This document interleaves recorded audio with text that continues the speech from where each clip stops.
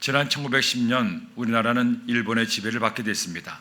그때 일본은 우리나라의 동양척식회사라는 회사를 만들었죠. 이 회사가 하는 일은 농사를 지을 수 있는 한국의 땅을 빼앗는 일이었습니다.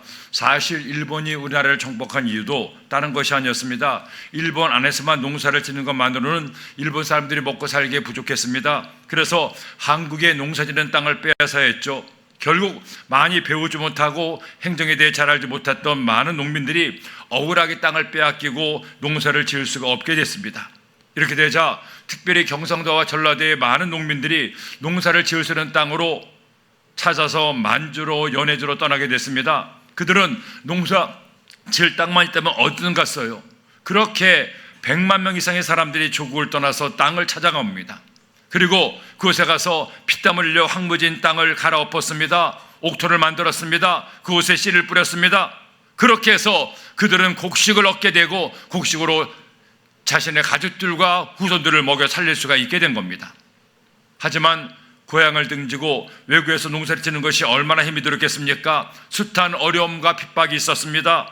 중국 사람들이, 러시아 사람들이 그들을 핍박했죠. 나중에는 만주까지 쳐들어온 일본에 의해서 또 어려움을 당했습니다. 그럼에도 그들은 눈물로 씨를 뿌렸습니다. 그렇게 얻은 곡식들로 자식들을 먹여 살렸고 조국의 독립마저 도왔습니다. 그런 이들의 후손이 오늘날 중국과 러시아의 교포들이에요.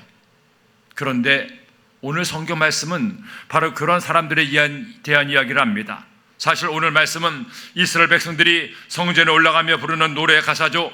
이스라엘 민족들 역시 나라가 바벨론에서 멸망을 당했습니다. BC 580년에 멸망당한 수많은 유다 백성들이 바벨론 아래 포로로 끌려갔던 겁니다. 나라를 빼앗기고 고향에서 쫓겨났습니다. 그리고 바벨론의 강가에서 조국을 그리워하며 눈물을 흘리며 하나님께 기도하고 찬송하기도 했던 거예요. 하지만 그들은 그토록 그리워하던 고향에 마침내 돌아가게 됩니다. 하나님은 고레스 왕을 통해서 그들을 해방시켜주고 그들의 고향 땅에 돌아가도록 은혜를 도와여 주신 거죠. 그때 그들이 고향 땅에 돌아가면서 불렀던 노래가 오늘 말씀의 내용입니다.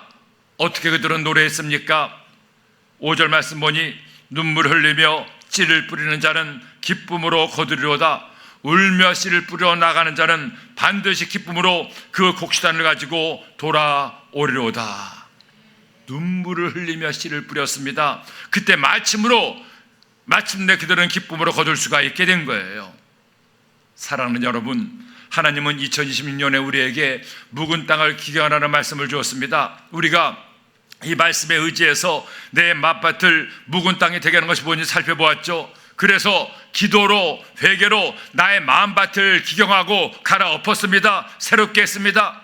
하지만 이것으로 끝나서는 안 되죠. 저와 여러분이 하나님의 복을 받아 축복의 열매, 응답의 열매, 믿음의 열매를 거두기 위해서는 이제 옥토가 된 마음밭에 씨를 뿌려야 됩니다. 아무리 밭이 좋아도 씨를 뿌리지 않으면 어떤 열매도 거둘 수가 없기 때문이죠. 그렇다면 우리가 어떤 씨를 뿌려야 됩니까? 또 어떻게 씨를 뿌려야 기쁨으로 단을 거둘 수가 있습니까? 제일 먼저 첫째로 말씀의 씨가 뿌려져야 됩니다. 여러분, 열매란 씨로부터 시작이 됩니다. 아무리 보잘것없는 것이라도 씨가 뿌려질 때 열매를 거둘 수가 있어요. 더구나 이 씨는 땅 못지않게 중요하죠. 아무리 밭이 좋다 해도 씨가 좋지 않으면 좋은 열매를 거둘 수가 없습니다. 물론 아무리 씨가 좋아도 밭이 안 좋으면 또 좋은 열매를 거둘 수가 없기도 합니다. 그런데 보세요. 우리의 마음밭이 옥토가 되었습니다. 성령의 징계로 밭을 갈아엎었습니다. 회개의 호미로 밭을 갈았습니다. 그렇다면 이제 우리가 할 일이 있습니다. 좋은 씨를 골라서 내 마음밭에 뿌려야 됩니다. 이렇게 옥토가 된 마음밭에 잘못된 씨를 뿌려서 믿음 생활의 농사를 망치면 안 되기 때문이죠. 자, 어떤 씨를 뿌려야 그 씨가 좋은 씨가 되겠습니까? 먼저 기도의 씨를 뿌려야 됩니다. 그 다음에 찬송의 씨도 뿌려야 됩니다. 그리고 여기 말씀의 씨, 하나님의 말씀의 씨를 뿌려야 한다는 겁니다. 이 말씀의 씨야말로 내가 많은 열매를, 좋은 열매를 맺기 위한 가장 중요한 씨가 된다는 거예요. 여러분, 오늘날 많은 사람이 교회를 다녀도 그들의 마음밭이 묵은 땅이 되는 이유가 뭡니까? 아니 은혜 받아 마음밭이 새로워졌습니다. 옥토가 되었습니다. 그럼에도 불구하고 그들의 삶에서 좋은 열매를 맺지 못한 이유가 뭡니까? 좋은 씨가, 말씀의 씨가 뿌려지지 못했기 때문입니다. 교회는 나오지만, 오랫동안 성전들은 밟았지만, 주일이면 습관적으로 교회 나와 하나님을 예배하지만 하나님이 나에게 원하는 게 뭔지, 믿음의 열매를 맺으려면 어떻게 해야 되는지 아는 게 없습니다. 아는 게 없으니 뭘 할 수도 없고 열매도 맺을 수가 없는 거예요. 이스라엘 백성들을 보세요. 그들은 자신들이 하나님의 택한 민족이라고 자랑했습니다. 하나님께서 우리 조상을 애굽에서 구원하셨고 놀라운 기적을 보여줬다고 자랑했습니다. 그런데 정작 그들은 자랑만 했지 하나님에게서 점점 멀어져 갔어요. 우상을 숭배했습니다. 하나님이 미워하시는 죄의 심한을 뿌리며 살았습니다. 스스로 멸망길 향해 달려가고 있었던 거죠. 왜 그런 줄 아십니까? 호세아 선자는 그 이유를 이처럼 말씀합니다. 호세아 4장 6절을 보니 내 백성이 지식이 없으로 망하는도다. 내가 지식을 버렸으니 나도 너를 버려 내 제사장이 되지 못하게 할 것이요, 내가 내 하나님의 율법을 잊었으니 나도 내 자녀들을 잊어버리라. 내 백성이 지식이 없으므로, 하나님을 아는 지식이 없으므로 망한다고 말합니다. 너희가 하나님의 말씀을 잊어버렸으니 나도 너희 자녀들을 잊어버린다고 말씀하고 있어요. 그들이 망한 이유는 다른 것이 아닙니다. 하나님의 말씀을 잊어버렸기 때문입니다. 더 이상 말씀의 씨가 그들의 영혼에 뿌려지지 않았기 때문이죠. 여러분, 말씀 씨가 내 마음밭에 뿌려지지 않으면 절대로 좋은 열매를 거둘 수가 없습니다. 아무리 밭이 좋아도 씨가 없는데 무슨 열매를 맺습니까? 그러게 호세아는 계속해서 저런 권면하죠. 호세아서 6장 3절에 그러므로 우리가 야훼를 알자, 힘써 야훼를 알자. 그의 나타나심은 새벽빛같이 어김없나니 비와 같이, 땅을 적시는 늦은 비와 같이 우리에게 임하시리라 하니라. 야훼를 알자, 힘써 야훼를 알자. 우리는 하나님을 알게 힘써야 됩니다. 하나님의 말씀을 알게 최선을 다해야 됩니다. 그러므로 내가 어떻게 하면 하나님 말씀을 더 잘할 수 있을지 방법을 연구해서 말씀의 씨가 뿌려질 때 우리의 삶에 놀라운 응답과 믿음의 열매를 거둘 수가 있는 겁니다. 그러니 제일 먼저 첫째로 설교 말씀에 집중하세요. 예배 때마다 하나님의 순간순간 나에게 주시는 그 말씀을 놓치지 마세요. 설교는 주께서 주의 종을 통해 그 당시 나에게 필요한 말씀을 주시는 하나님의 말씀이기 때문입니다. 믿음의 좋은 열매를 맺는 사람과 그러지 못한 사람과의 분명한 차이점도 여기 있습니다. 하나님 말씀, 설교의 말씀을 나에게 주는 말씀으로 듣느냐, 그렇지 않느냐, 여기에 있습니다. 여러분이 예배 때마다 주의 종의 설교를 통해서 하나님의 뜻을 잘 깨닫기만 하고 그 말씀대로 살기만 해도 여러분의 삶에 위대한 변화의 역사가 나타날 수가 있는 겁니다. 둘째로 성경 말씀을 공부해야 됩니다. 여러 가지 방법으로 내가 할 수 있는 최선을 다해 말씀을 공부해야 됩니다. 세상의 학문을 공부하기 위해서 여러분이 얼마나 많은 시간을 투자했습니까? 유치원 때부터 초등학교, 중학교, 고등학교, 대학원 이르기까지 썩 없어질 세상의 지식을 위해서 이처럼 많은 시간을 투자했는데 하물며 영원한 하나님의 말씀을 공부하는데 내가 시간을 투자하지 않는다면, 하나님의 지식을 하는데 내 시간을 들이지 않는다면 우리의 믿음은 항상 그 자리에 머물러 있을 수밖에 없다는 겁니다. 셋째로 성경을 읽고 암송해야 됩니다. 우리가 설교 말씀을 듣고 성경 공부도 하죠. 그러나 이것은 남을 통해 얻게 되는 영적인 지식입니다. 여기서 끝나면 안 됩니다. 그 말씀들이 나의 말씀이 되게 하기 위해서는 여러분 스스로 말씀을 읽고 쓰고 암송해야 됩니다. 그래서 나의 말씀이 되게 해야 한다는 거죠. 학교 공부도 마찬가지잖아요. 수업 시간에 아무리 선생님 말씀을 잘 듣고 공부했어도 집에 와서 공부하지 않으면 다 잊어버리고 맙니다. 예습과 복습을 게을리하면 그 공부가 헛된 것이 되고 말죠. 그러므로 말씀의 씨를 우리의 마음밭에 잘 뿌리세요. 말씀을 듣는 것만으로 만족하지 마세요. 말씀 공부하는 것만으로 끝내지 마세요. 말씀을 읽고 말씀을 쓰고 말씀을 암송해서 내 것으로 삼아 보세요.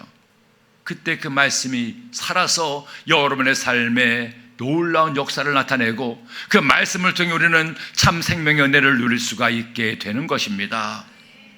저는 어릴 때부터 교회를 다니면서 초등학교를 졸업할 때 6년간 주일날 교회를 한 번도 안 빠졌다고 6년 개근상을 받기도 했습니다. 학교에서는 개근상 못 받았지만 교회에서는 받았습니다. 그만큼 교회 안에서 살았죠. 근데 사실 그렇게 열심히 교회를 다녔어도 성경에 대해서는 많은 것을 알고 있지는 못했습니다. 매주일 주일학교에서 공과 공부도 하고 전사님, 목사님 말씀도 잘 들었습니다. 그때마다 은혜도 받고 성령의 체험도 했습니다. 물론 성령 퀴즈대회나 암송대회 나가서 상도 많이 받았습니다. 근데 사실 그게 하나님 말씀을 공부하고 알겠다고 한 건 아니고 상 받을 욕심이 한 거죠. 그렇게 했어도 성령에 대해서 잘 몰랐습니다. 그러다가 제가 고등학교를 졸업하고 대학부에 갔을 때 저 1년 선배였던 연세대 신학생이 있었습니다. 그 형님이 저희 반 교사가 돼서 저희들을 성경을 가르치겠다고 해서 교재를 가져왔습니다. 그 교재가 바로 디슨이라는 신학자가 쓴 조직신학 강론이었습니다. 제가 그 책을 보고 딱 질렸어요. 책이 1000페이지가 넘는 책이었습니다. 그 책을 가지고 앞으로 매주일 너희들을 성경 말씀을 가르치겠다 하고 얘기하는 겁니다. 근데 나중에 보니까 그 형도 자기 가르칠 그 책을 잘 몰랐습니다. 알고 보니 자기가 다니는 연대 신대에서 배우는 책이었습니다. 그런데 그런 책을 아직 성경 66권이 어디부터인지도 모르는 저희들에게 가르친다니 이게 되겠습니까?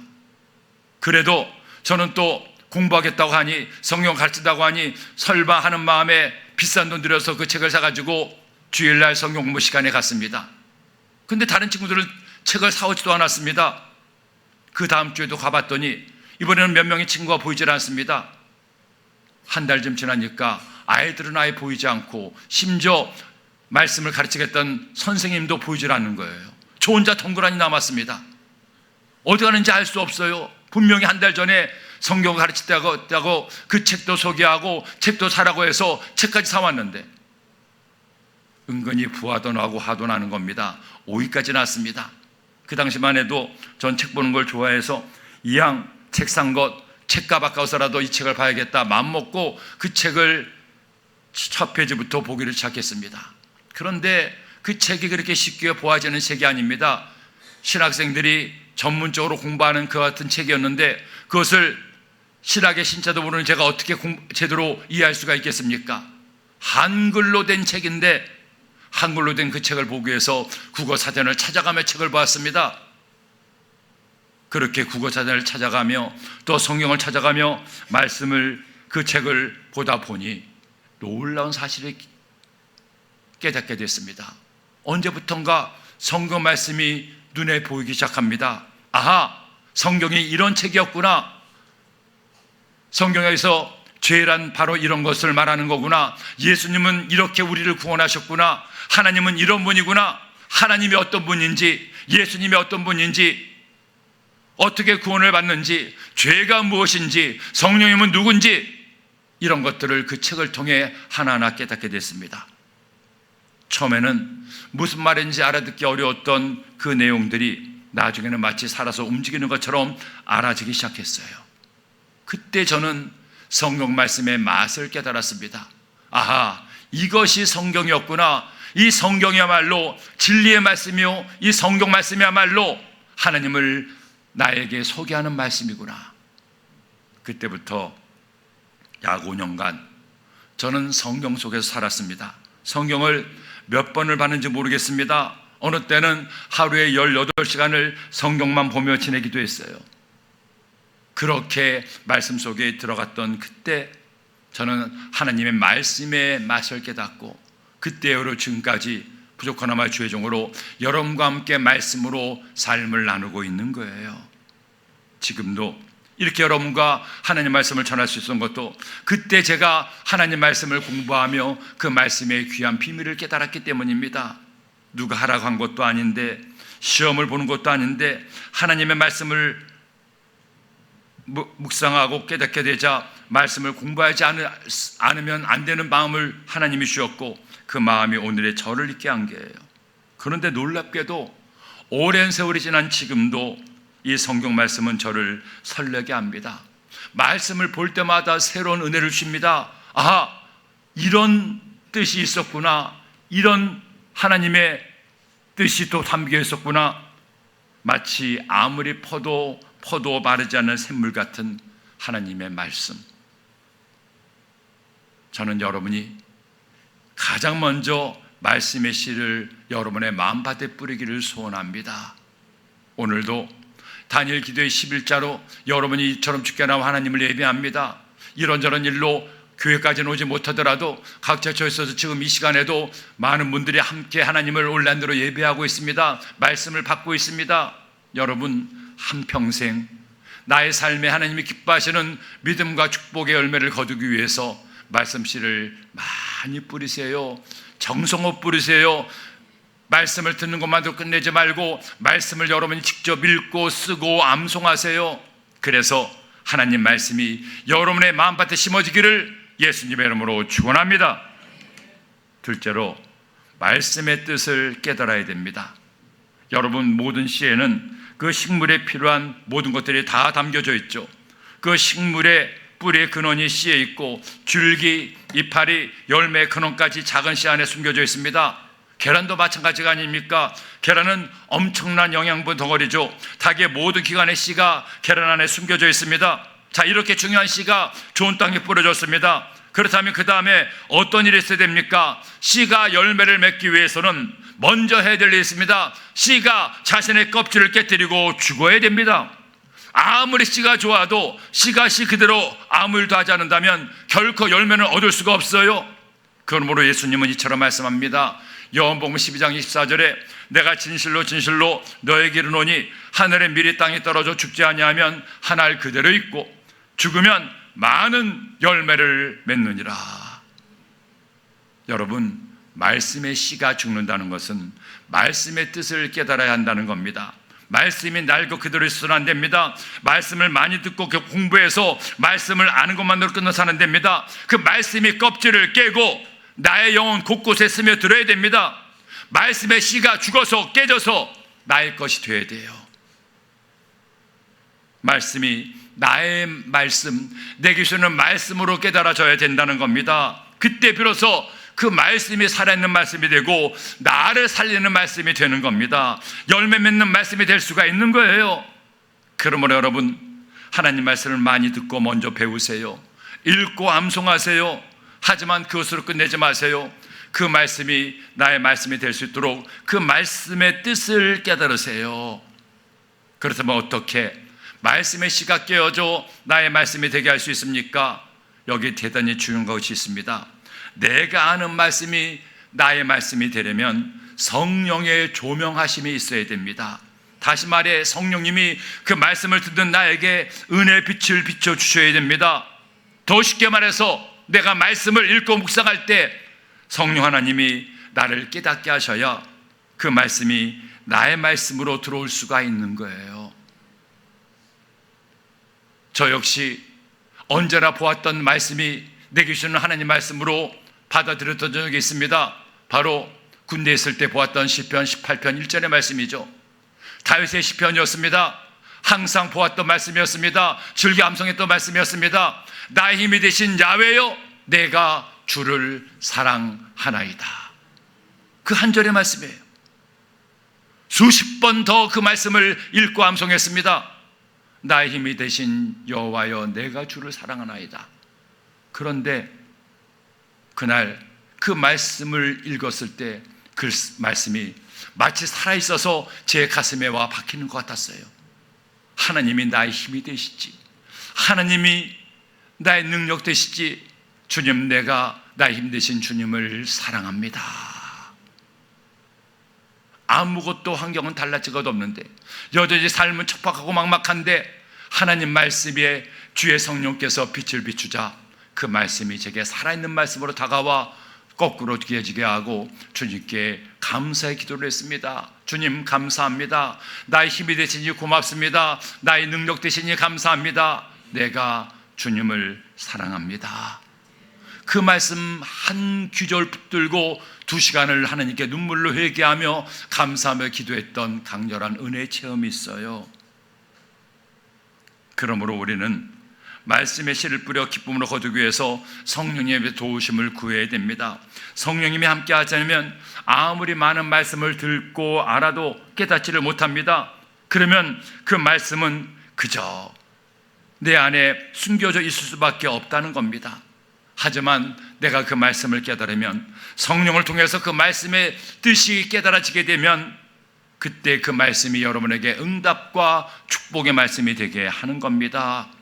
그러기에 예수님은 요한복음 14장 26절에 말씀하죠. 보혜사 곧 아버지께서 내 이름으로 보내실 성령, 그가 너에게 말한 모든 것을 가르치고 내가 너에게 말한 모든 것을 생각나게 하시리라. 하나님 말씀을 읽을 때, 하나님 말씀을 암송할 때, 하나님 말씀을 공부할 때, 주의 종의 설교를 들을 때 그냥 듣지 마세요. 기도하며 들으세요. 기도하면서 성경을 가까이 하세요. 성령님, 이 말씀을 깨닫게 하사 이 말씀이 깨어져 내 삶에 들어가게 하여 주시옵소서. 어느 크리스찬 가정에 매주 성경을 한 구절씩 암송하기로 했습니다. 마치 우리가 작년까지 매주 성경을 암송했던 것처럼. 그런데 10살 된 언니와 6살 된 동생, 부모가 함께 성경을 암송했는데 아무리 부모가 열심히 외우고 암송해도 아이들을 따라갈 수 없어요. 아이들의 그 반짝반짝 빛나는 머리를 따라갈 수가 없는 거죠. 아이들이 부모보다 성경을 더 잘 외웠습니다. 근데 어느 날 저녁에 큰딸과 둘째 딸이 막 소리를 지며 싸우는 겁니다. 서로 믿다면서 한참 싸우고 있는데 아버지가 그 소리를 듣다가 안 되겠다 싶어서 큰딸을 불렀습니다. 그리고 물었죠. 얘야, 이번 주 외우는 성경 구절이 어디지? 그러자 큰딸이 아빠, 요한 1서 4장 11절이에요. 그래 뭐니? 사랑하는 자들아, 하나님 우리를 같이 사랑하선즉 우리도 서로 사랑하는 것이 마땅하도다. 말씀을 또박또박 줄줄 잘 외우는 겁니다. 잘했어, 맞았어, 아빠 알았어요 하고는 다시 들어가서 또 동생과 심하게 싸우는 거예요. 이번엔 작은 딸을 또 불렀습니다. 똑같이 물었죠. 이번 주 암송할 말씀만 다 외웠니? 그러자 아빠 내가 외웠어요 하고 또박또박 또 말하는 겁니다. 사랑하는 자들아, 하나님이 같이 우리를 사랑하셨은즉 우리가 서로 사랑하는 것이 마땅하도다 하고는 방에 가서 더 크게 싸운다는 겁니다. 이때 이 아빠가 깨달았어요. 아하, 아무리 성경 말씀을 많이 외운다 한들 외우는 것만으로 되는 것이 아니구나. 아이들이 말씀을 외우기는 외우지만 저들과 아무 상관없는 말씀으로 외우기만 하는구나. 그런 깨달음을 갖고 그 다음부터는 아이들에게 말씀대로 사는 법을 가르치게 되었다는 겁니다. 아무리 잘 외우면 뭐합니까? 그 말씀을 깨닫지 못하면 그 말씀이 그와 무슨 상관이 있겠어요? 히브리서 기자는 이처럼 말했습니다. 히브리서 4장 12절 말씀에 하나님 말씀은 살아있고 활력이 있어 좌우의 날선 어떤 것보다도 예리하여 혼과 영과 및 관절과 골수를 찔러 쪼기까지 하며 또 마음의 생각과 뜻을 판단하느니 지으신 것이 하나도 그 앞에 나타나지 않음이 없고 우리의 결산을 받으실 이의 눈앞에 만물이 벌거벗은 것 같이 드러나느니라. 여러분, 지난 2000년 기독교 역사 가운데 수많은 믿음의 선배들이 하나님 말씀으로 진리를 깨닫고 말씀으로 그들의 삶을 변화시키고 그들의 인생 가운데 위대한 응답과 축복과 믿음의 열매를 거둘 수가 있었습니다. 하나님 말씀이야말로 아무리 강조도 지나치지 않는 생명의 말씀이요 나를 새롭게 하는 말씀입니다. 단일 기도를 드리며 21일간 우리가 함께 말씀을 나누고 있습니다. 이 21일간의 말씀이 여러분 듣고 흘려버리는 말씀이 되지 않게 하세요. 여러분이 함께 나누는 이 말씀이 하나님께서 내게 주시는 말씀으로 받아 이 말씀의 뜻을 깨닫고 말씀으로 살게 되고 몸부림치며 하나님께 기도할 때 여러분의 삶에 놀라운 은혜가 임하게 됩니다. 그렇게 말씀을 통해 여러분의 삶에 하나님 은혜가 임하기를 예수님의 이름으로 축원합니다. 셋째로, 말씀대로 살아야 됩니다. 여러분, 하나님의 말씀이라는 시보다 더 좋은 시는 없습니다. 성경만큼 사람을 감동시키는 책도 없고 성경만큼 사람을 새롭게 하는 그 무엇도 결코 없어요. 우리가 하나님 말씀을 알고 깨달을 때 그 말씀을 살아서 나의 할 바를 깨닫게 해주기 때문입니다. 근데 이 말씀이라는 씨가 열매를 맺기 위해서 우리가 꼭 잊지 말아야 될 것이 있습니다. 말씀의 뜻을 깨달을 뿐 아니라 한 걸음 더 나아가 내가 깨달은 말씀대로 살아야 한다는 겁니다. 깨달은 진리대로 실천해야 된다는 겁니다. 아무리 많은 말씀을 알고 말씀의 진리를 깨달았어도 그 말씀으로 살지 않으면 그 말씀은 아무 소용이 없어요. 그러게 하나님은 가나안에 들어갈 여호수아에게 계속해서 반복하며 말씀했습니다. 여호수아서 1장 7절 말씀 보니 오직 강하고 극히 담대하여 나의 종 모세가 내게 명령한 그 율법을 다 지켜 행하고 우러나 좌우로나 치우치지 말라. 그리하면 어디로 가든지 형통하리니 이 율법책을 내 입에서 떠나지 말게 하며 주야로 그것을 묵상하여 그 안에 기록된 대로 다 지켜 행하라. 그리하면 내 길이 평탄하게 될 것이며 내가 형통하리라. 사랑하는 여러분, 하나님은 여호수아에게 이스라엘 백성들에게 말씀했습니다. 말씀을 다 지켜 행하라. 기록된 대로 다 지켜 행하라. 말씀대로 살라는 겁니다. 말씀대로 살아야 열매를 맺을 수가 있고 하나님의 복을 받으며 살 수가 있다는 겁니다. 말씀대로 사는 사람에게 하나님께서 그의 삶을 형통하게 해주겠다는 거죠.